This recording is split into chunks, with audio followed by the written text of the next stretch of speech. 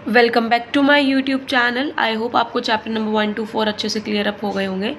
अब हम करने जा रहे हैं chapter number 5, contract of life insurance and principle of practice.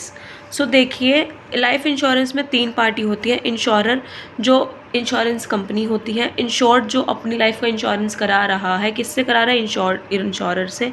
और नॉमिनी बेनिफिशरी होता है, मतलब मान लो आफ्टर डेथ वो क्लेम कौन कलेक्ट करेगा उस इंश्योर्ड का, तो वो नॉमिनी होता है, उसकी वाइफ, उसके बच्चे, उसका फ्रेंड, उसका कोई रिलेटिव जिसका वो नाम देके जाएगा। ठीक है, तो ये 3 पार्टीज होती हैं लाइफ इंश्योरेंस के कॉन्ट्रैक्ट के अंदर। लाइफ इंश्योरेंस का मीनिंग क्या है? लाइफ इंश्योरेंस डिफाइन करता है एक कॉन्ट्रैक्ट को जिसमें इंश्योरर एग्रीज होता है पे करने के लिए इंश्योर्ड को और नॉमिनी को कुछ एश्योर्ड सम ऑफ मनी। जब कोई भी इवेंट अकर होता है, कोई भी कंटिजेंस अवर होती है, मान लो डेथ हो जाए या फिर एक्सपायरी हो जाए सर्टेन पीरियड के बाद, कोई कंसिडरेशन आ जाए प्रीमियम पे, तो लाइफ जो इंश्योरेंस है वो रिस्क एश्योर्ड करती है डेथ के लिए। लाइफ इंश्योरेंस पॉलिसी पे करता है सम एश्योर्ड अमाउंट जो नॉमिनी को इंश्योर्ड की जगह अगर उसकी डेथ हो जाए। At present life insurance enjoy करती है मैक्सिमम स्कोप, बिकॉज जो लाइफ है वो बहुत मोस्ट इंपॉर्टेंट प्रॉपर्टी है सोसाइटी में। जो लाइफ इंश्योरेंस है वो आपको आपकी फैमिली को प्रोटेक्शन देती है, प्रीमेच्योर डेथ हो जाए अगर फैमिली हेड की, एक एडिक्वेट अमाउंट मनी मिल जाती है ओल्ड एज में और अर्निंग कैपेसिटी आपकी रिड्यूस हो जाती है। जो लाइफ इंश्योरेंस कोई प्रोटेक्शन नहीं है बट एक इन्वेस्टमेंट ज़रूर है, क्योंकि एक जो सम है आपको रिटर्न मिल जाता है इंश्योर्ड को आफ्टर द डेथ, एक्सपायरी अगर स्पेसिफिक पीरियड के बाद हो जाए। फाइनेंशियल प्रोटेक्शन मिल जाती है अगर आपकी अर्ली डेथ हो जाए। एक जो फाइनेंशियल रिस्क एक कॉन्ट्रैक्ट है जो कंटिंजेंट कॉन्ट्रैक्ट भी डिस्क्राइब कर जाता है, जहाँ पे लॉस ऑफ लाइफ को हम कंपनसेट नहीं कर सकते बट जो स्पेसिफिक सम ऑफ मनी है उसको पेड ज़रूर कर सकते हैं, ताकि जो इंश्योर्ड अगर डेथ हो जाए तो उसकी फैमिली उससे सर्वाइवल अपना कर सके। सो डेफिनेशन क्या है? Under section 2 of the Indian insurance act 1938, life insurance business is the business of effecting contract upon human life. ठीक है, ईजी है, कर लेना या फिर वी के एप्लीकेशन से देख लेना। उसके बाद आता है characteristics of human life life insurance. Life insurance के क्या क्या करेक्टरिस्टिक्स है? Outcome of an offer. जो लाइफ इंश्योरेंस है वो एक ऐसा कॉन्ट्रैक्ट है, एक ऐसा आउटकम है ऑफर का, जहाँ पे insured accept the insurance offer made करता है और इंश्योरर एक्सेप्ट करता है। और लाइफ इंश्योरर एक कॉन्ट्रैक्ट है जो रिटर्न फॉर्म में होता है। पेमेंट ऑफ सम एश्योर्ड, जो इंश्योरर है वो एग्री करता है एक certain some of money either the death of the insured और मेच्योरिटी ऑफ द पॉलिसी के बाद, जो भी अर्लियर है। ठीक है, जो भी अर्लियर होगी उसके अकॉर्डिंग उसे पेमेंट मिल जाएगी। पेमेंट ऑफ प्रीमियम, जो इंश्योर्ड है वो उसके अंदर एक ऑब्लिगेशन है पे करने की, एक पीरियोडिक अमाउंट, अगर वो डेथ हो जाती है तो भी, अगर एक्सपायर हो जाता है तो जो भी अर्लियर होगी उसी के अमाउंट पे उसको प्रीमियम की पेमेंट मिल जाएगी। कॉन्ट्रैक्ट ऑफ कंटिजेंसी, जो लाइफ इंश्योरेंस का कॉन्ट्रैक्ट है वो कंटिजेंसी है। कोई लॉस, मतलब लॉस क्या होगा? डेथ का ही होगा, उसको हम कैलकुलेट नहीं कर सकते मनी टर्म में, बट हाँ एक डेथ है उसके बाद आपको मिल जाएगा। इंश्योरेबल इंटरेस्ट होता है इंश्योर्ड का भी, क्योंकि जो एग्जिस्टेड पर्सन है इंश्योर्ड है वो टाइम पर ही कराता है। जो पॉलिसी है वो लाइफ इंश्योरेंस की ले जाती है। इट मे और may not be present, but insured की डेथ तो हो सकती है किसी भी टाइम पर। प्रोवाइड फाइनेंशियली हेल्प, जो लाइफ इंश्योरेंस है वो एक्सीड करती है हैंड ऑफ प्रोटेक्शन को। जो भी सपोर्टलेस है, फाइनेंशियल हेल्प है financially in case of death, तो ताकि वो फाइनेंशियली सपोर्ट कर सके उसकी फैमिली को। एनकरेजमेंट ऑफ सेविंग, जो लाइफ इंश्योरेंस है वो ऑल्सो कंसिडर करता है कि हमारे पास बेस्ट अल्टरनेटिव है सेविंग्स करने का, इन्वेस्टमेंट मेडअप करने का लाइफ इंश्योरेंस की पॉलिसीज़ को, और टैक्स फ्री इन्वेस्टमेंट होती है। और वाइड स्कोप इसमें यही होता है, जो लाइफ इंश्योरेंस है वो एक्सेप्ट करती है रिस्क को, जो डेथ है रिलेटेड टू ह्यूमन लाइफ, और जो टोटल और परमानेंट डिसेबल हो जाए, मेडिकल एक्सपेंसेस हो, तो वो इससे कवर अप कर सकते हैं। ठीक है, उसके बाद आता है प्रोसीजर कि हम लाइफ इंश्योरेंस पॉलिसी कैसे लेते हैं, उसमें क्या क्या स्टेप्स इन्वॉल्व होते हैं। सबसे पहले प्रपोजल, जो पर्सन अब चाहता है इंश्योरेंस पॉलिसी लेना वो ऑफर होता है, जो एजेंट इंश्योरेंस कंपनी के पास जाता है एक प्रपोजल फॉर्म लेके, और फ्री ऑफ कॉस्ट होता है इंश्योरेंस एजेंट में। तो क्या क्या इन्फॉर्मेशन होते हैं? Name, occupation, address of insured, family history, health of insured, facts about the income, life habit of the insured की किस तरह से है भी वो कैपेबल है प्रीमियम पे करने के लिए, है भी या नहीं भी है। ठीक है, उसके बाद date of birth, age of the proof of the insured की भी हमें प्रूफ तो चाहिए भी कितनी एज है आज के टाइम पे। मोड पेमेंट के वो किस फॉर्म में करेगा, तो ये सारी एप्लीकेशन में फिल होनी चाहिए। और इंश्योर्ड को ऑब्लिगेशन है से सारी ट्रू और करेक्ट इन्फॉर्मेशन देना उस फॉर्म में। ठीक है। उसके बाद प्रूफ ऑफ एज, इंश्योर्ड को ज़रूरी है प्रूफ ऑफ एज देना प्रपोजल फॉर्म में, क्योंकि जब वो कॉन्ट्रैक्ट के अंडर आ रहा है टाइम इंश्योर्ड की प्रूफ होनी चाहिए, ताकि जो सर्टिफाइड कॉपी होगा वो बर्थ रजिस्टर में म्यूनिसिपल कैपिटी में रजिस्टर होगा, जो डेट ऑफ इशू है स्कूल और कॉलेज से भी मेंटेन करी जाती है। मेडिकल एग्जामिनेशन होगा जब जो रिसिप्ट है प्रपोजल फॉर्म की, जो ऑफिस में जो इंश्योर्ड कंपनी है, इंश्योरेंस कंपनी है, वो प्रपोजल रिक्वायर्ड करती है कि उसका मेडिकल एग्जामिनेशन होना चाहिए, ताकि अप्रूव्ड हो हमारी इंश्योरेंस कंपनी को। जो भी एक्सपेंसेस होंगे मेडिकल एक्सपेंसेस वो नॉर्मली इंश्योरेंस कंपनी ही पेड करती है। Confidential report by the agent, life insurance के एजेंट के पास पूरी एक रिपोर्ट आ जाती है about health, character, final position या फिर एक्स्ट्रा जो भी पर्सन रिक्वायर्ड है, और वो अटैच रिपोर्ट प्रपोजल फॉर्म के साथ अटैच कर दी जाती है। फिर प्रपोजल को एक्सेप्ट कर लिया जाता है on the basis of information जो भी हमें फॉर्म में दिया है, उस प्रपोजल को एक्सेप्ट कर जाता है और डिटरमाइन कर जाता है जो रिस्क है, वॉल्यूम ऑफ रिस्क है, प्रीमियम है, वो एक्सेप्ट कर लिया है प्रपोजल का। जो एक्सेप्टेंस लेटर होगा वो डिस्पैच हो जाएगा इंश्योर्ड के पास, ताकि जो भी कंडीशन है फुलफिल कर जाए इंश्योर्ड के द्वारा, जो उसके आगे की टर्म्स एंड कंडीशन है। फिर पेमेंट होती है हमारी फर्स्ट प्रीमियम की, जब हमने एक्सेप्टेंस लेटर पहुंचा दिया इंश्योर को पे करनी पड़ेगी फर्स्ट प्रीमियम, ताकि जो कॉर्पोरेशन है वो लाइबल हो सके उस लेस के लिए from the day on which paid. जो प्रीमियम है वो मंथली, क्वार्टरली, हाफ ईयरली और ईयरली आप पे कर सकते हो अकॉर्डिंग टू योर विश, जितनी आपकी कैपेबिलिटी है।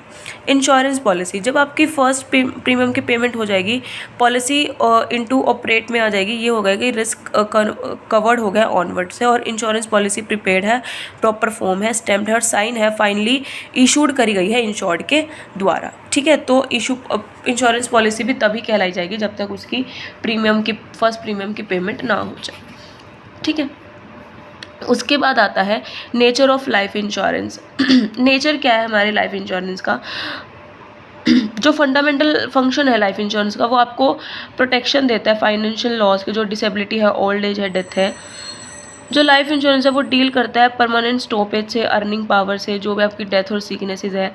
लाइफ इंश्योरेंस के अपने प्लान होते हैं, मेथड होता है, जो स्प्रेड करता है फाइनेंशियल लॉस को लार्ज नंबर ऑफ पीपल में, और आपकी फाइनेंशियल अनसर्टेनिटी को रिड्यूस कर देते हैं, जो भी नेचुरल कंटेंट जो ओल्ड एज, फाइनल डेथ होती है। जो वो डिफाइन करता है वन इंश्योरर को और अनदर इंश्योर्ड को, कि जो भी डेथ होगा, एक्सीडेंटल होगा और अंडरटेक कर जाएगा उस प्रोटेक्ट को, आपकी फैमिली को, आपके क्रेडिटर को, आपके ये जो भी लॉसेज होंगे। और जब मेचोरिटी हो जाती है पॉलिसी की, तो जो कंसिडरेशन है पेमेंट की वो प्रीमियम में हो जाती है, और इंश्योरेंस कॉन्ट्रैक्ट जो लाइफ इंश्योरेंस कॉन्ट्रैक्ट है वो इंश्योरेंस कंपनी और person insured in return for a consideration के बीच में ही होता है। कंसिडरेशन बहुत मैटर करती है कॉन्ट्रैक्ट में, जो अगर कंसिडरेशन नहीं होगी तो वो बिल्कुल भी नहीं माना जाएगा। नाउ दो टाइप्स के नेचर है, economic nature and legal nature. Economic में कौन कौन आते हैं? Family life depend on the income, current income depends on earning with cease with some time to meet necessity and saving, और legal compensation, annuities and allowances. देखिए one by one इन सबको भी। इकोनॉमिक नेचर में देखिए 5 basic thought आते हैं। जो फैमिली की लाइफ है वो डिपेंड करती है उसकी इनकम पे। फैमिली की रिक्वायरमेंट है क्लोथिंग, शेल्टर, उसी इनकम पे डिपेंड करती है।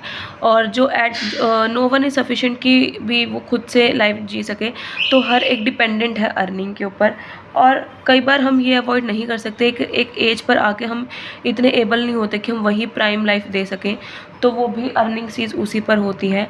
हमें इंश्योर्ड की जो सेविंग है, फूड, शेल्टर, क्लोथ भी दे सकती है कल के लिए।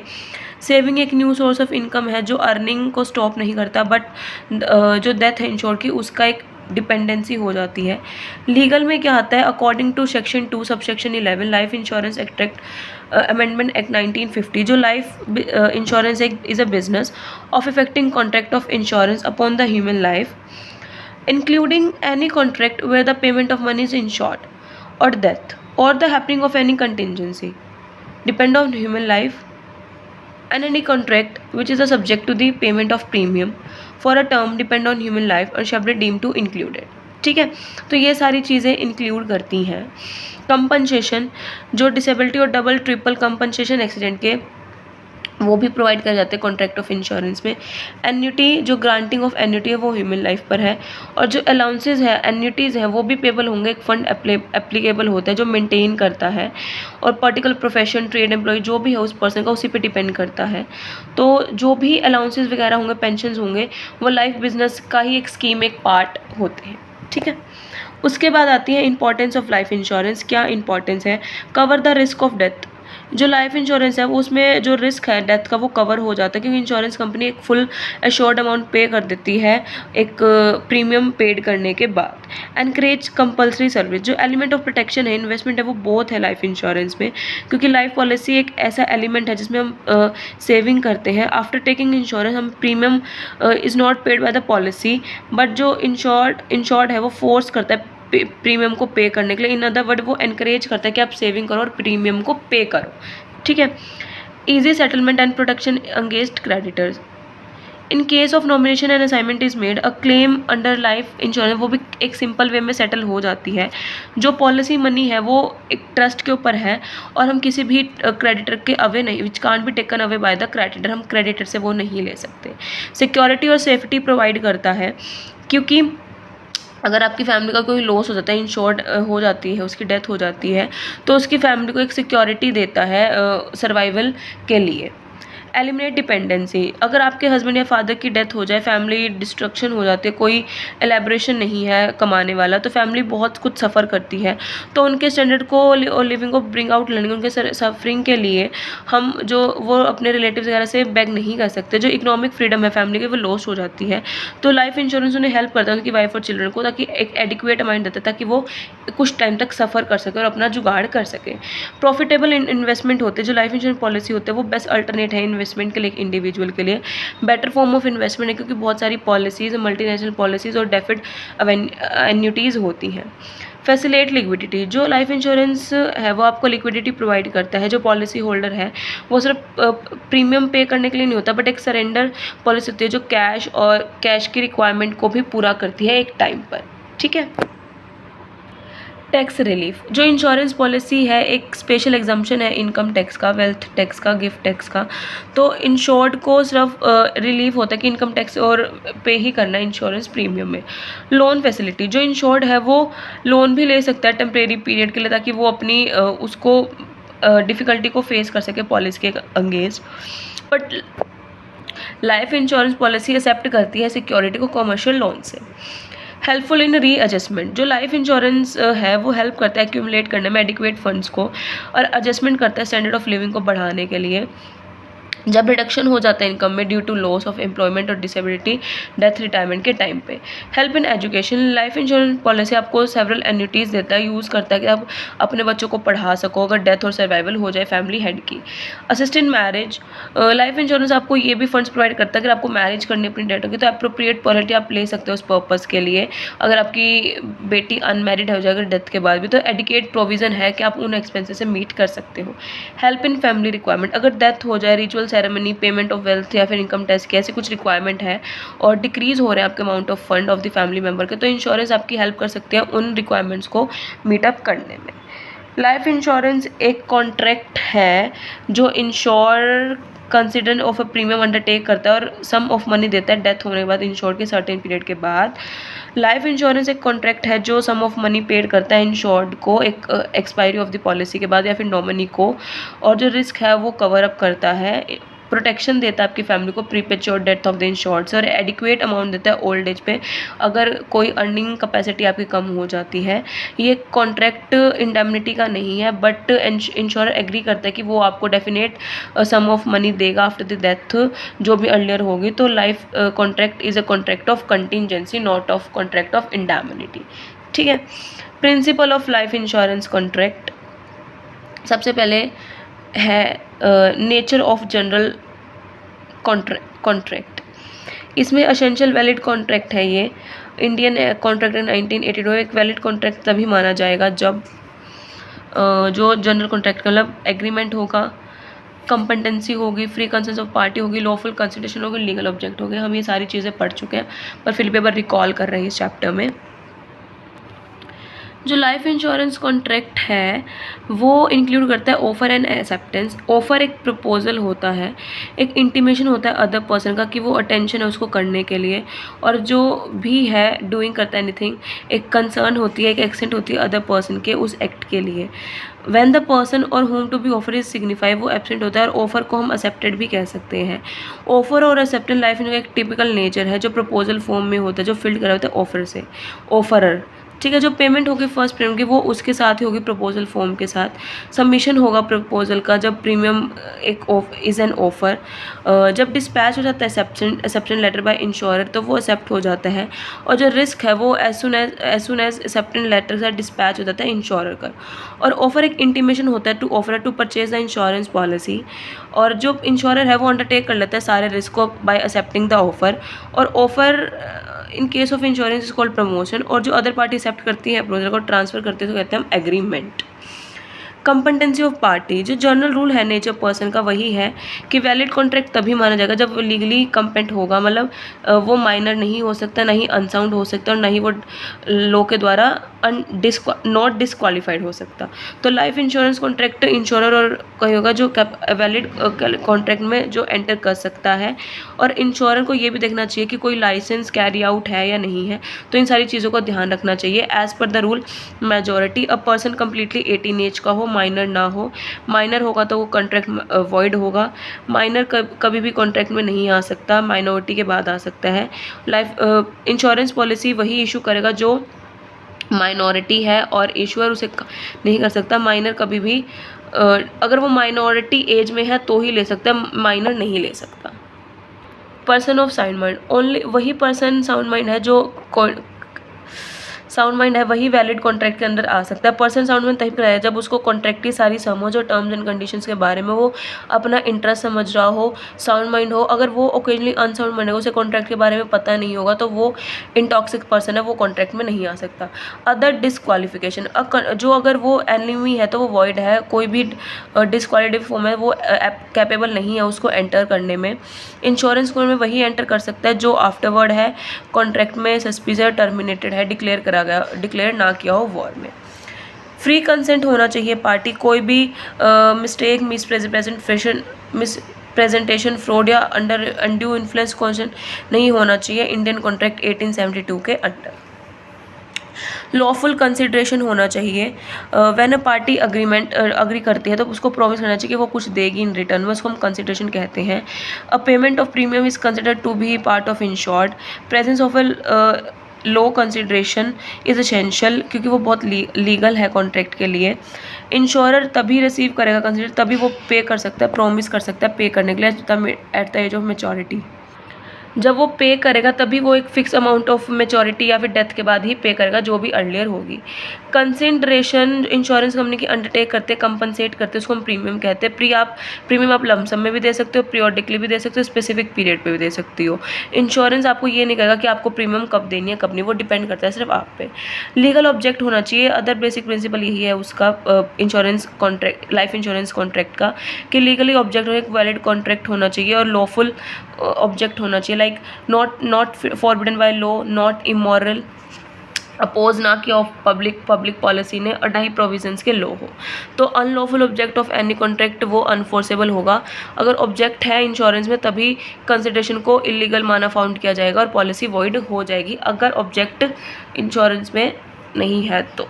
ठीक है। उसके बाद आता है हमारा next principle, insurable interest in life insurance. एक खुद की लाइफ, एक दूसरों की life. Proof is not required, proof is required. Business relation या फैमिली रिलेशन, इस तरीके से देखिए। जो इंश्योरेबल इंटरेस्ट है बहुत एसेंशियल कैरेक्टरिस्टिक्स है लाइफ इंश्योरेंस कॉन्ट्रैक्ट का। जो इंश्योरेंस है वो उसके अंदर इंश्योरेबल इंटरेस्ट होना चाहिए, जो भी इंश्योर्ड है, वैलिड कॉन्ट्रैक्ट है। इंटरेस्ट तभी अराइज होगा जब एक रिलेशनशिप बनेगा पॉलिसी होल्डर और लाइफ इंश्योर्ड के बीच में।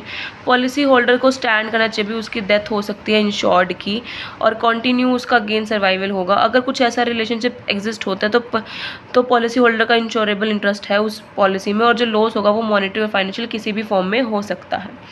अगर खुद की लाइफ में इंटरेस्ट है, अगर कोई इंडिविजुअल अनलिमिटेड इंश्योरेबल खुद की लाइफ में, तो वो रिक्वायर्ड नहीं है उसको प्रूव करना।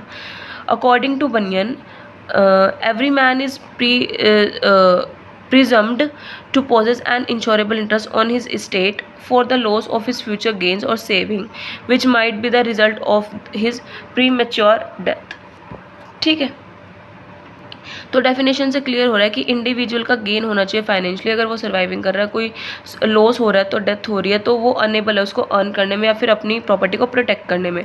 इंश्योरेबल है उसकी लाइफ में तब अनलिमिटेड होना चाहिए, जो लॉस होगा इंश्योर्ड को या फिर उसकी डिपेंडेंसी कांट वो मेजर नहीं होगी, ना ही मनी फॉर्म में और ना ही किसी को प्लेस होगी। तो ये ओन की लाइफ पे भी एक इंश्योरेंस हो जाता है, तो पर्सन उस पॉलिसी को लेगा जो अनलिमिटेड अमाउंट हो उसकी लाइफ पे, ठीक है। बट जो इंश्योरेंस है वो पॉलिसी को इशू नहीं करता, क्योंकि जो लार्ज अमाउंट है वो सीम करी जाती है, वो सूटेबल नहीं होती सर्कमस्टेंस ना ही एप्लीकेंट्स के लिए। तो वन कांट मतलब एक परचेज नहीं कर सकता लाइफ इंश्योरेंस को more than 10 times of is 1 year income, ठीक है।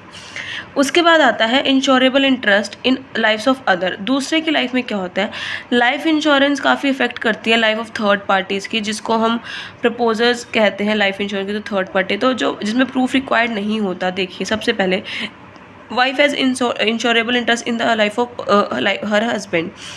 जो डिसाइडेड है लोग, जो वाइफ है उसका पूरा इंटरेस्ट उसके हस्बैंड में होगा, अगर हस्बैंड लीगली बाउंड है अपनी वाइफ को सपोर्ट करने के लिए। अगर वाइफ सफ़र करती है किसी फाइनेंशियली हस्बैंड की डेथ की वजह से, तो उसको कंटिन्यू जो गेन है वो हस्बैंड की सर्वाइविंग से मिलेगा। तो वाइफ के पास अनलिमिटेड इंश्योरेबल इंटरेस्ट है उसके हस्बैंड की लाइफ में।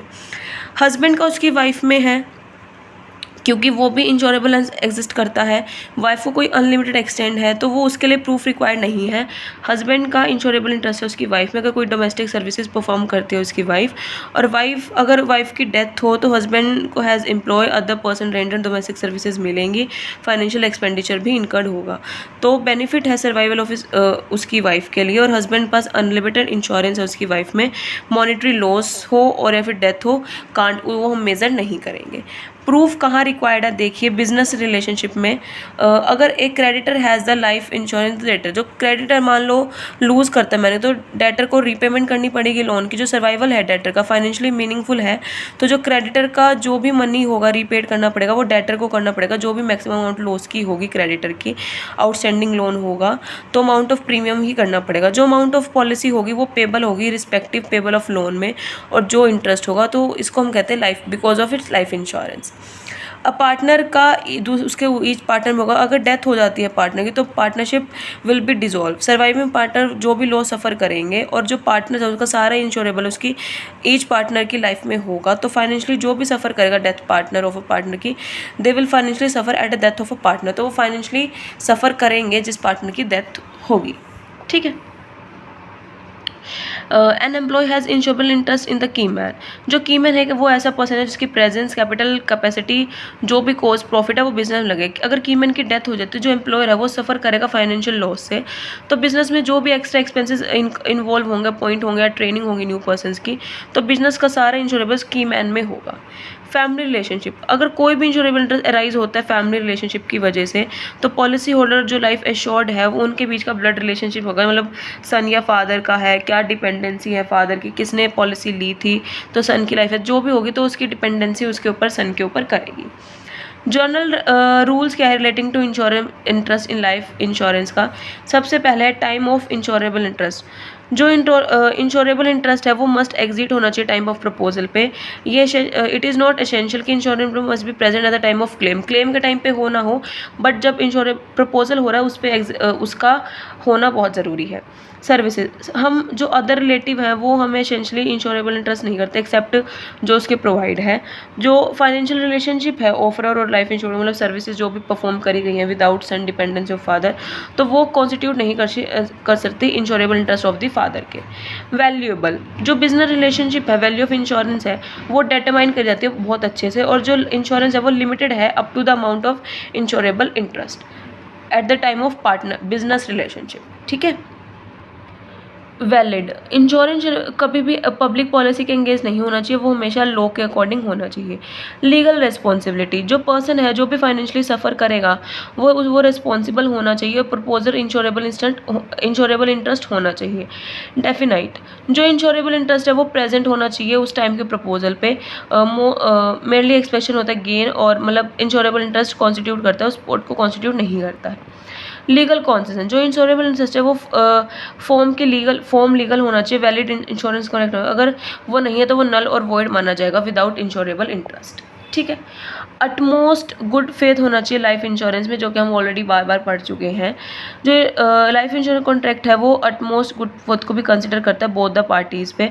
अटमोस्ट गुड होना चाहिए बोथ पार्टीज़ में, इंश्योर्ड और इंश्योर को सेम माइंड होना चाहिए सेम टाइम पे, रिस्क को करेक्टली असरटेन करना है, बोथ पार्टीज़ को सारी इन्फॉर्मेशन करेक्ट डिस्क्लोज करनी चाहिए, जो भी इन्फॉर्मेशन है नेसेसरी डिसीजन है पार्टीज़ के वो होने चाहिए।